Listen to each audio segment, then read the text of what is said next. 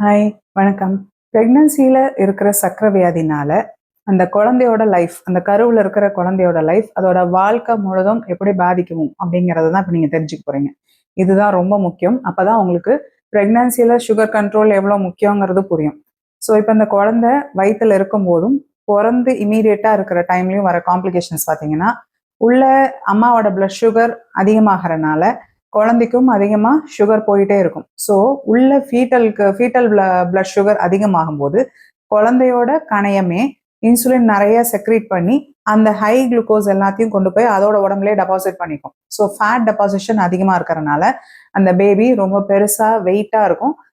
மோர் தேன் 4 kgs யூஸ்வலாகவே இருக்கும். இதுக்கு பேர் மேக்ரோசோமியா, பெரிய பேபி அப்படின்னு அர்த்தம். ஸோ அந்த பெரிய பேபியாக ஃபார்ம் ஆகிறனால ஷோல்டர்ஸ் எல்லாம் பார்த்தீங்கன்னா ரொம்ப ப்ராடாகி டெலிவரி அப்போ, நார்மல் டெலிவரி அப்போ தலை வெளியில வந்ததுக்கு அப்புறம் ஷோல்டர் வந்து ஸ்ட்ரக் ஆயிக்கும். இது பேரு ஷோல்டர் டிஸ்டோர்ஷியா. அதனால பர்த் இன்ஜுரி எல்லாம் வரத்துக்கு வாய்ப்பு இருக்கும். ஸோ அந்த குழந்தை பிறக்கும் போதே அதோட இந்த காலர் போன் ஃப்ராக்சர் ஆகிறது, இந்த கழுத்துல இருந்து வர கைக்கு வர நரம்பெல்லாம் டேமேஜ் ஆகிறது, பிரேக்கல் ஃபிளெக்சஸ் இன்ஜுரிஸ்ன்னு சொல்லுவோம். ஸோ இந்த மாதிரி தொட சப்போஸ் பிரீச் ஆகுதுன்னா டைஸ்ல வந்து டேமேஜ் ஆகுறது, இந்த மாதிரி டேமேஜ் எல்லாம் வந்து டெலிவரியில பிக் பேபியா இருக்கிறதுனால நடக்க வாய்ப்பு இருக்கு.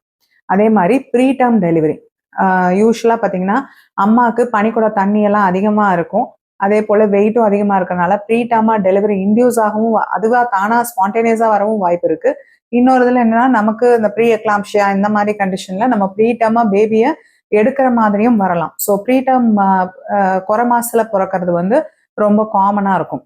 அப்புறம் பார்த்தீங்கன்னா ரெஸ்பிரேட்டரி டிஸ்ட்ரெஸ் சிண்ட்ரோம் அப்படின்னா என்னன்னா, இப்போ குழந்தை பிறந்தோடனே அது ஃபர்ஸ்ட் மூச்சு வாங்குது இல்லையா, அழுது மூச்சு வாங்கும்போது அந்த லங்ஸ் விரிஞ்சு அதுக்கு நல்லா சுவாசம் வந்து ஃப்ரீயா போகணும். அது வந்து இங்க இம்பேர் ஆகும். இதனால ரெஸ்பிரேட்டரி டிஸ்ட்ரெஸ் வருது. ஏன் அப்படின்னா, நிறைய இன்சுலின் இருக்கிறதுனால அந்த லங் மெச்சூரிட்டி வந்து ஸ்லோ டவுன் ஆகுது. அதனால கொஞ்சம் இந்த மூச்சு வாங்குறது அதெல்லாம் சிரமம்லாம் இருக்கும் குழந்தைக்கு. அதே மாதிரி உள்ள இருக்கும்போது பாத்தீங்கன்னா, டெலிவரி ஆகிற அந்த நிமிஷம் வரைக்கும் பேபியோட தொப்புள் கொடியை நம்ம கட் பண்ணி பேபியை வெளியில எடுக்கிற வரைக்கும் அம்மாட்ட இருந்து ஹை குளுக்கோஸ் வந்துட்டே இருக்கும்போது அதோட இன்சுலின் வந்து நிறைய சுரந்து அது பழகி இருக்கும்.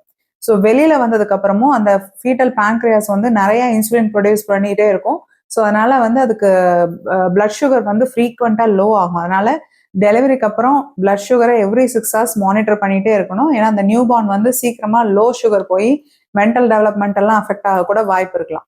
ஸோ அதனால பிளட் சுகர் மானிட்டரிங் ரொம்ப முக்கியம். அதே மாதிரி இதே ஃபேக்டர்ஸ்னால கால்சியம் லெவல், மெக்னீஷியம் லெவல்லாம் இன்சுலின் ஹையா இருந்தனால எல்லாமே லோ ஆகிறதுக்கு வாய்ப்பு இருக்கிறனால இந்த குழந்தை வந்து ஒரு மாதிரி ஜிட்ரியா அப்படி ஷேக் ஆகிற மாதிரி, சீசர்ஸ், ஃபிட்ஸே வர்றது, புவர் ஃபீடிங், நல்லா ஒழுங்கா பால் குடிக்காது, பசி எடுத்து நல்லா பால் குடிக்காது, அதெல்லாம் இல்லாமல் மந்தமா இருக்கும். இது வந்து ஹைப்போகால்சியமியா அண்ட் ஹைப்போமெக்னீஷியமியாவோட சைடு எஃபெக்ட்ஸ். அப்புறம் பாத்தீங்கன்னா, இந்த குழந்தை உள்ள இருக்கும்போது நிறைய ஃபேட் இருந்தது இல்லையா, ஆனா அந்த ஃபேட் எல்லாம் மெட்டபலைஸ் பண்ற அளவுக்கு அங்க ஆக்சிஜன் வந்து போதுமான அளவுக்கு அம்மாட்ட இருந்து வந்துட்டு இருந்திருக்காது.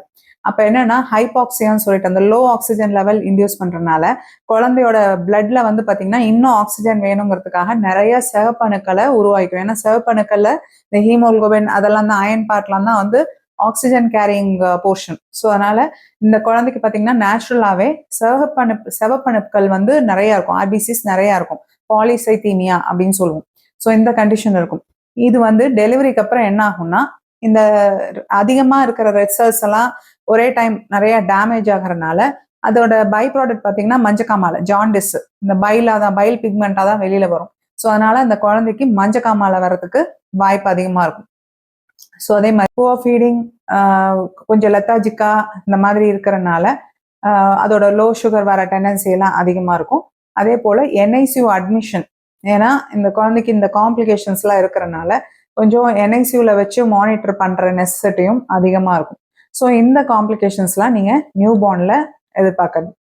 அடுத்து பார்த்தீங்கன்னா, இந்த குழந்தை இது வந்து பிறந்த உடனே நீங்கள் டிஸ்சார்ஜ் ஆகி போகிற வரைக்கும் ஃபர்ஸ்ட் 2 years பார்த்தீங்கன்னா எப்பயுமே வெயிட் ஏறிட்டே இருக்கும். நிறைய வெயிட் அதிகமாகவே தான் இருக்கும். இந்த குழந்தை வெயிட்டே குறையாது.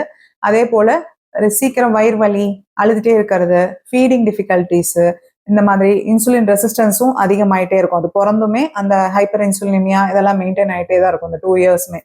ஸோ 3 to 12 yearsல பார்த்தீங்கன்னா கொஞ்சம் பெரிய குழந்தை ஆகும்போது இன்சுலின் ரெசிஸ்டன்ஸ் நல்லா டெவலப் ஆகிட்டே வரும். அவங்களுக்கு அந்த 3 to 12 இயர்ஸ்லேயே உங்களுக்கு வந்து இந்த ஃபேட்டி லிவரு, கொலஸ்ட்ரால் அதிகமாகிறது, ட்ரைகிளிசரைட் அதிகமாகிறது, கொழுப்பு போய் எல்லாம் டெபாசிட் ஆகிறது, இந்த டயபெட்டிஸ் வரதுக்கான டெண்டன்சி இது எல்லாமே ஸ்டார்ட் ஆயிடும். ப்ரீ டயபெட்டிக் ஆயிடுவாங்க. அதே மாதிரி 13 to 18 இயர்ஸ் அந்த அடலசன் பீரியட்ல பார்த்தீங்கன்னா அப்போ நல்லா டைப் 2 டயபெட்டிஸாவோ இல்லை ஹைப்பர் டென்ஷன் பிபி எல்லாம் அந்த ஏஜ்லேயே வர்றது, அதே போல் இந்த பிசிஓடி டெண்டன்சிஸ் பொண்ணுங்களுக்கு ஹார்மோனல் சேஞ்சஸ் இன்னும் கொஞ்சம் அந்த இன்சுலின் ரெசிஸ்டன்ஸை பூஸ்ட் பண்ணும். ஸோ அவங்க இந்த ஃப்ளக்சுவேஷன்ஸில் அவங்க வந்து ஹார்ட் டிசீஸ் இதெல்லாம் வர அளவுக்கு அந்த 18 இயர்ஸ்க்குள்ளேயே ரெடி ஆயிடுவாங்க.